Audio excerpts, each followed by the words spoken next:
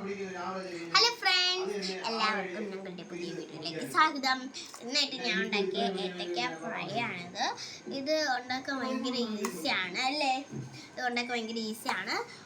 ആദ്യം നമ്മൾ ഇത് ഏത്തക്ക അരിഞ്ഞ് ഒരു പാത്രത്തിലേക്ക് മാറ്റുക. പിന്നെ ഒരു ചട്ടി എടുത്താൽ കുറച്ച് നെയ്യോ എണ്ണയോ ഇട്ടിട്ട് ഈ പഴം ഫ്രൈ അങ്ങ് ഇട്ട് കൊടുക്കാം. പഴം ഇട്ട് കൊടുക്കുമ്പോൾ അത് ഫ്രൈ ആയിട്ട് നമുക്ക് കിട്ടും. അപ്പോൾ നമുക്കിത് കഴിച്ചു നോക്കാം.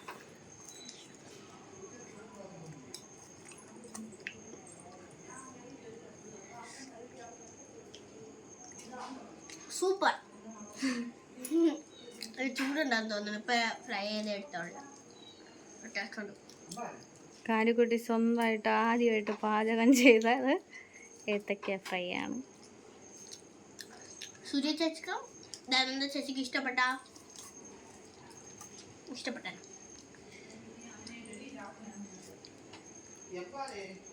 നല്ല സൂപ്പർ ടേസ്റ്റാണ്. എനിക്ക് ഭയങ്കര ഇഷ്ടമാണ്. നേരത്തെ സ്കൂളിൽ പോയിട്ട് വരുമ്പോഴേക്കും ഉണ്ടാക്കി തരും.